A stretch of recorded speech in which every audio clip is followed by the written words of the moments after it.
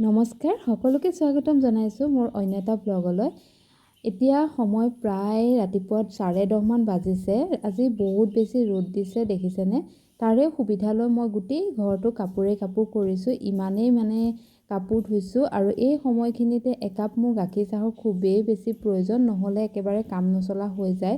দুপৰীয়া ভাতেকে বনাবলৈ মন নাযায়, সেইকাৰণে একাপ গাখীৰ চাহ খাইছোঁ আৰু চেনি দিয়া নাই। ৰাতিপুৱা লাল চাহ একাপ খোৱা হ'ল, তথাপিতো এইখিনি সময়ত চাহকাপ খালেহে মোৰ মনটো কিবা ভাল লাগে। এতিয়া চাহকাপ বনাই লৈছোঁ আৰু লগত লৈছোঁ এটা জাহাজী কল আৰু এটা ৰসগোল্লা। বহুতেই বেছি মিঠা হ'ব, সেইকাৰণে চাহত চেনি দিয়া নাই।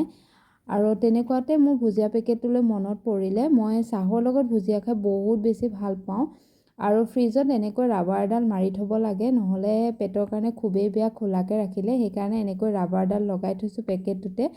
আৰু এনেকুৱা সময়তে ৰিধি উঠিলে, তাইক মনটো অকণমান ভাল লগাই লৈ মই চাহকাপ খাই আহিলোঁ পাকঘৰলৈ। আজি কলডিল বনাম, কিন্তু প্ৰেছাৰ কুকাৰত বহুত বেছি ভাল হয় কুকাৰত বনালে। কেতিয়াবা আপোনালোকেও খাই চাবচোন, বহুত বেছি ভাল পাব। আৰু মচুৰ দাইলখিনি আগতীয়াকৈ তিয়াই থৈছোঁ। এতিয়া কুকাৰত মিঠাতেল অলপমান দিছোঁ আৰু তাতে কেইটামান সৰহকৈ জিৰা ফুটাই লৈছোঁ আৰু এতিয়া দিছোঁ পিঁয়াজ, আদা, নহৰু আটাইখিনি দি দিছোঁ। অকণমান ৰঙচুৱা হোৱালৈকে ভাজি থাকিম। এতিয়া তাতে কুটি থোৱা কলডিলখিনি দিছোঁ আৰু আলুখিনিও লগতে দিছোঁ। কলডিলখিনি বহুত সময় ধৰি ভাজিব লাগিব, তেতিয়াহে ভাল হ'ব। আৰু তাতে সোৱাদ অনুসৰি নিমখ, হালধি আৰু যি মছলা মন যায় দিব পাৰে, কিন্তু মই তেনেকৈ বিশেষ মছলা দিয়া নাই। আৰু আটাইখিনি একদম ভাজি আছোঁ। বহুত সময় ভাজিব লাগিব, তেতিয়াহে আঞ্জাখন ভাল হ'ব। আৰু এনেকুৱা সময়তে মই তিয়াই থোৱা মচুৰ দাইলখিনি দি দিছোঁ আৰু এইখিনিও ভালকৈ ভাজি লৈছোঁ। তাৰপাছত গৰম পানী দি দিলোঁ আৰু এতিয়া ঢাকনখন লগাই দিছোঁ আৰু এতিয়া 3টামান মই হুইচেল দিবলৈ দিম, তেতিয়া মোৰ আঞ্জাখন ধুনীয়াকৈ হৈ যাব।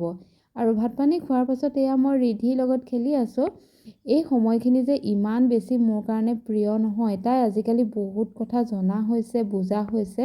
সেইকাৰণে তাইৰ লগত থাকি মই বহুত বেছি ভাল পোৱা হৈছোঁ।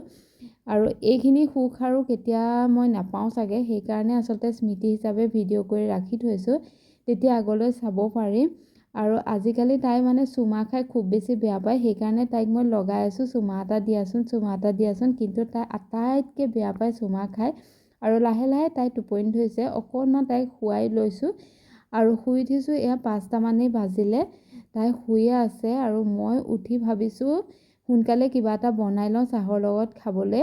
তাই উঠিলে অকণমান দিগদাৰ হয়, বস্তুবোৰ চুবলৈ বিচাৰে যে, সেইকাৰণে। আৰু বনাম বুলি ভাবিছোঁ আলু চপ।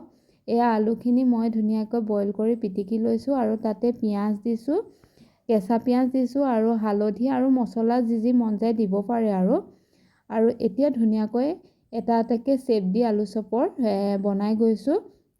আৰু এইখিনি হৈছে বিস্কুটৰ গুড়ি, মেৰিগ'ল্ড বিস্কুটৰ গুড়িখিনি মই লৈছোঁ, বহুত বেছি মিহি কৰা নাই। আৰু এতিয়া আলু চপখিনি এয়া ধুনীয়াকৈ মোৰ হৈ গৈছে চেপ দিয়া। এতিয়া আলু চপখিনি প্ৰথমতে মই বেচনৰ যিটো মিশ্ৰণ বনাইছিলোঁ তাতে অকণমান জুবুৰিয়াই লৈছোঁ আৰু তাৰ পাছত মই বিস্কুটৰ গুড়িখিনি লগাই এটা এটাকৈ তেলত দি দিছোঁ। তেলখিনি ভালকৈ গৰম হ'বলৈ দিছোঁ, নহ'লে লাগি ধৰিব। আৰু এটা এটাকৈ গোটেইখিনি মই দি লৈছোঁ, এটা এটাকৈ ভাজি লৈছোঁ প্ৰথমতে। আৰু এয়া দেখিছেনে, ভঙা নাই, বহুত বেছি ধুনীয়া হয়। কেতিয়াবা এনেকৈও যদি খোৱা নাই বনাই খাই চাবচোন, বহুত চিম্পল হয় কিন্তু খাবলৈও ভাল হয়। আৰু আটাইকেইটা মই এটা এটাকৈ বনাই ল'লোঁ। এয়া হৈছে মোৰ আলু চপ হৈ গ'ল, বহুত টেষ্টি হয়। আপোনালোকে এবাৰ যদি বনাই চোৱা নাই, তেতিয়াহ'লে বনাই খাই চাব আৰু মোক কমেণ্ট কৰি জনাবলৈ নাপাহৰিব। আৰু এয়া মই প্লেটখন লৈ আহিছোঁ বিচনালৈ, ইহঁত দুটাই এইফালে বেডৰুমতে আছে, সেইকাৰণে ইয়ালৈকে লৈ আহিছোঁ আৰু আমি গোটেইকেইটা মিলি খাই আছোঁ। গতিকে আমি খাই লওঁ আৰু আজি ব্লগটো ইয়াতে সামৰণি মাৰিছোঁ। ভাল লাগিলে লাইক কৰিব আৰু কমেণ্ট কৰি জনাব আৰু প্লিজ মোৰ চেনেলটো ছাবস্ক্ৰাইব কৰি দিব। অন্য এটা ব্লগৰ সৈতে পুনৰ লগ পাম, তেতিয়ালৈকে বাই বাই।